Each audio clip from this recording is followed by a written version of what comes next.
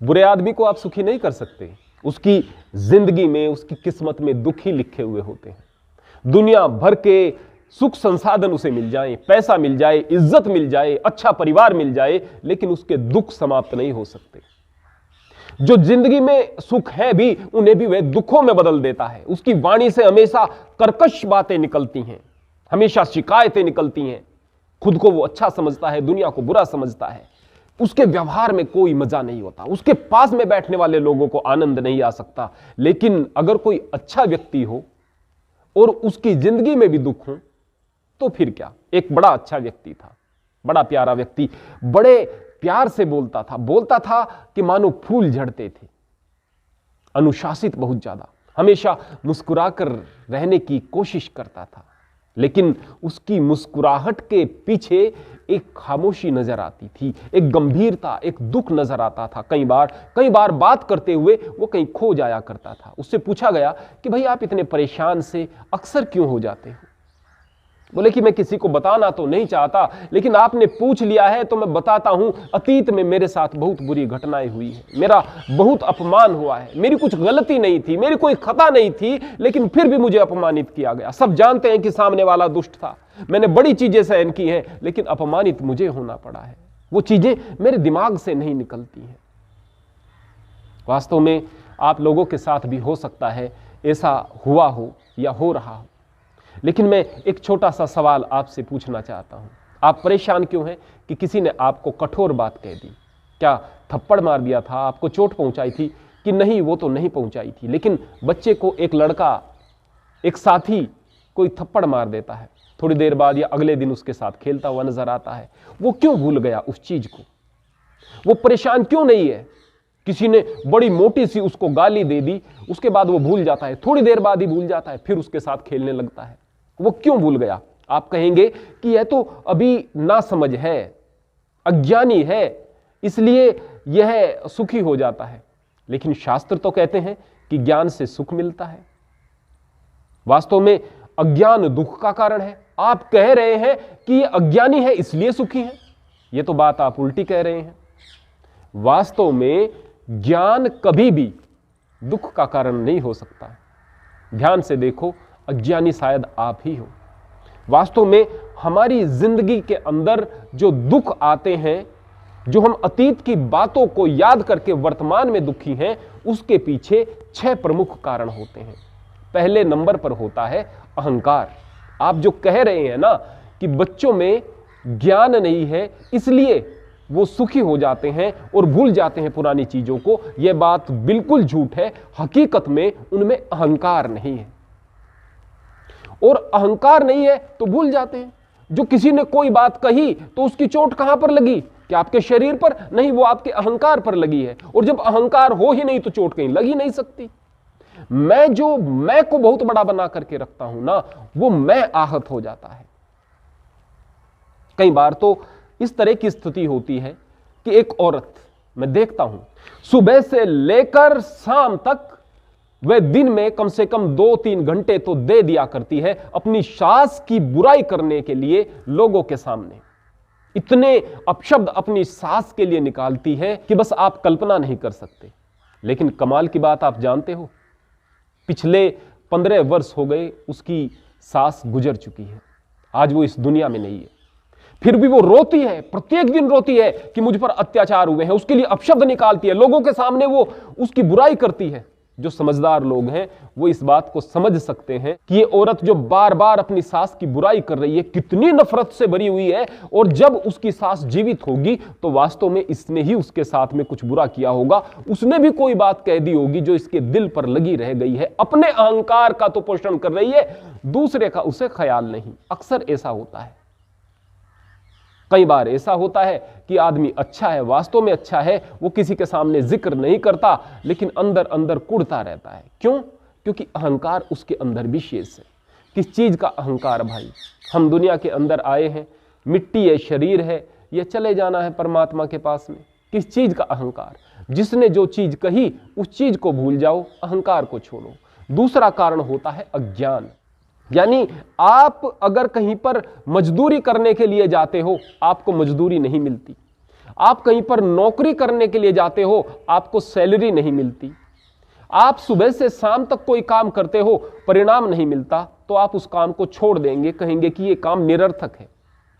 लेकिन आप उस पुरानी बात को याद करके परेशान हो और पुराने समय में जाकर उसे ठीक नहीं कर सकते, तो फिर आप निरर्थक उस बात को सोच क्यों रहे हो? यह अज्ञान ही है। अगर कोई बगैर सैलरी के लगातार काम कर रहा है, परिवार उसका मर रहा है पैसों के बगैर, तो कहेंगे वो अज्ञानी है, क्योंकि वो निरर्थक काम कर रहा है, क्योंकि उस काम के बदले उसे कुछ नहीं मिल रहा।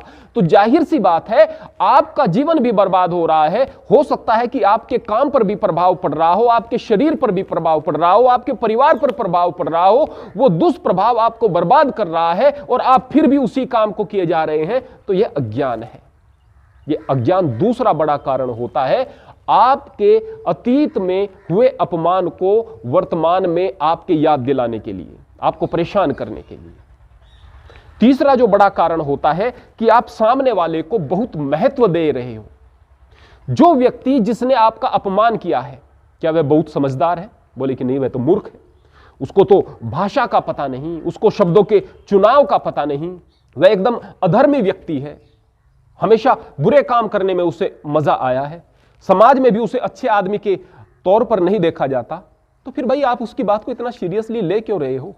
मूर्ख से तो आप मूर्खता की ही अपेक्षा करें, बुरे व्यक्ति से आप बुराई की अपेक्षा करें।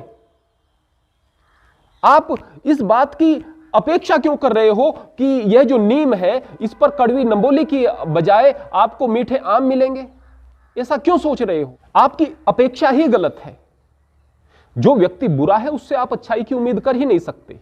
और यदि वो व्यक्ति अच्छा है लेकिन आपका अपमान उसने किया है, वो व्यक्ति प्रतिष्ठित है लेकिन आपका अपमान किया है, और वो व्यक्ति विद्वान है लेकिन आपका अपमान किया है, तो भी आपको परेशान होने की जरूरत नहीं है।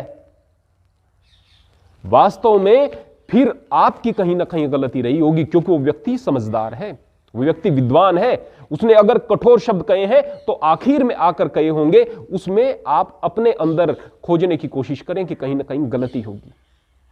तो या तो आप सामने वाले का आकलन नहीं कर पाते इसलिए परेशान है, या फिर कोई व्यक्ति निम्न स्तर का है बिल्कुल, और आप उसकी बात को दिल पर लिए बैठे हैं। अरे भाई, मूर्खों की बात को दिल पर किस लिए लेना? बुरे व्यक्ति की बात को दिल पर किस लिए लेना? वो व्यक्ति पाप किए हुए है, उसने बुरे काम किए हैं, उसे बुरे कर्म की सजा मिल रही है, उसका पाप का घड़ा भर रहा है, आप क्यों दिल पर ले रहे हो उसकी बातों को? इसलिए यह जो सामने वाले मूर्ख व्यक्ति को, निम्न स्तर के व्यक्ति को आप इतनी ज्यादा तरजीह दे देते हैं कि आप उसकी बात का बुरा मान रहे हैं, यह आपको परेशान करेगा, आपके जीवन से सुख चैन को ले जाएगा। चौथे नंबर पर जो कारण आता है प्रमुख, वह है भौतिक संसार को और भौतिक वस्तुओं को, भौतिक जीवन को अत्यधिक तरजीह दे देना, अत्यधिक महत्व दे देना। आप यह सोचते हैं कि हम इस संसार में आए हैं, इस संसार में उपभोग करेंगे, यहीं के सुख और यहीं के दुख मुझे बस प्रभावित करेंगे, यहां कुछ मिल गया तो सुख और यहां से कुछ नहीं मिला तो दुख, तो आप निश्चित रूप से संसार में दुखी ही रहेंगे। क्योंकि यहां रोग है, यहां अपमान है, यहां दुख है, यहां तृष्णा है, यहां माया है, यहां पर बुढ़ापा है, यहां पर बीमारी है, यहां पर बहुत सारी बुरी चीजें हैं भाई इस संसार में। हम इस संसार में आए हैं कि हम अच्छे कर्म करें, जितना भी हो सके अच्छे कर्म करें, परमात्मा का नाम लें और आगे के सफर की ओर ध्यान रखें, और इस बात को समझें कि इस संसार के अंदर सुख और दुख अस्थायी हैं। यहां पर दुख मिल रहे हैं तो कोई बात नहीं, सुख मिल रहे हैं तो भी वो स्थायी नहीं। आप परमात्मा की नजरों में बेहतर बनते हुए आगे की जिंदगी के बारे में सोचो, वो जिंदगी जो मौत के बाद शुरू होती है और जो हमेशा उन लोगों के लिए बेहतर होती है जो कठिनता के मार्ग पर चलते हुए भी, परीक्षा के मार्ग पर चलते हुए भी जीवन में सफलता को प्राप्त करते हैं और मालिक के श्री चरणों में जाते हैं। जो जितना तपस्वी होगा वो उतना परमात्मा के करीब जाएगा, और दुनिया के अंदर कठिनाइयों को सहन करते हुए भी अच्छे बने रहना, यह बहुत बड़ी तपस्या हुआ करती है। पांचवें नंबर पर जो महत्वपूर्ण कारण है वह है कि आप कर्मफल सिद्धांत को नहीं मानते हैं। वास्तव में जो संसार के अंदर कुछ भी हमें प्राप्त होता है या नहीं होता, वह हमारे कर्मों का फल होता है। परमात्मा तो न्यायकारी है भाई। दूसरा व्यक्ति यदि दुख प्राप्त कर रहा है, दुखी है, तो वो उसके कर्मों का फल है। आपको यदि दुख प्राप्त हो रहे हैं तो आपके कर्मों का फल है। या तो इस जन्म में या उससे पहले कभी ना कभी जन्म जन्मांतर के कर्मों का फल आपके सामने आकर खड़ा होता है, क्योंकि मालिक तो न्यायकारी है। आप कहें मेरे मालिक तेरे फूलों से भी प्यार है, तेरे कांटों से भी प्यार है, मुझे जो नहीं मिल रहा जरूर मैंने कुछ बुरा किया हुआ होगा, और मुझे जो मानव शरीर मिला है यह तेरी दया है मेरे प्रभु, मैं तेरा नाम ले सकता हूं, तेरी याद में आनंदित हो सकता हूं, यह तो तेरी बड़ी कृपा है। जो मुझे दुख मिल रहे हैं वो दुख देकर भी तू मुझे बहुत सारे अपराधों से मुक्त कर रहा है मेरे प्रभु। इस तरह के भावों से यदि आपका मन भरा रहेगा ना, तो आपकी जिंदगी से तकलीफें दूर भागती हुई आपको नजर आएंगी। और छठे नंबर पर, आपके मस्तिष्क में जो अतीत की बातों को लेकर अशांति बनी हुई है ना, उसका मुख्य कारण यह भी है कि आपके पास में अपनी जिंदगी के लिए कोई लक्ष्य नहीं है और आपकी जिंदगी में कोई शौक नहीं है। बोले शौक तो है, मैं टीवी देख लेता हूं, अरे वहां पर भी आप डिप्रेशन का शिकार हो रहे हैं। आपके दिमाग में क्या था कि भाई मेरी सास ने मेरे लिए बुरा किया, मेरे भाई ने मेरे लिए बुरा किया, मेरी बहन ने मेरे लिए बुरा किया, मेरी पत्नी ने मेरे लिए बुरा किया। सामने सीरियल आ रहा है, उसी तरह की घटना वहां पर दिख रही है, वहां पर भी कोई सास परेशान कर रही है या कोई पत्नी परेशान कर रही है या कोई भाई परेशान कर रहा है, उसे आप अपनी जिंदगी से जोड़ करके देख रहे हो, आपका दुख और बढ़ रहा है। वहां पर तो आपके जख्म कुरेदे जा रहे हैं। इस वर्चुअल वर्ल्ड से बाहर निकल करके आप किसी शौक को पालें, आप अच्छी किताब को पढ़ने का शौक पालें, कोई बागवानी का शौक पाल लें, आपके पास सुविधा है तो आप किसी पशु को पालें, उसकी सेवा करें, आप किसी अन्य शौक को पाल लें जो कि रचनात्मक हो और वास्तव में आपके मन और तन को सुख देने वाला हो। आप अपनी जिंदगी का एक लक्ष्य बनाएं। आप अपने बच्चों की कामयाबी का लक्ष्य बना सकते हैं, आप उससे भी बड़ा लक्ष्य बना सकते हैं। यदि आपके पास में ऐसा अवसर नहीं है तो उससे बड़ा लक्ष्य क्या है? अपनी कामयाबी। वास्तव में जब हम संसार से जाते हैं तब पता चलता है कि ये बच्चे, ये परिवार, ये पति, ये पत्नी बस यहीं तक थे। मेरी जिम्मेवारी मेरे खुद के प्रति थी। और यदि आप खुद के जीवन को इतना बेहतर बनाएंगे कि आपको वास्तव में इस जीवन की सफलता नजर आए और आप मुक्ति की ओर जाएं, तो वास्तव में आप इस मानव जीवन का सदुपयोग कर पाएंगे।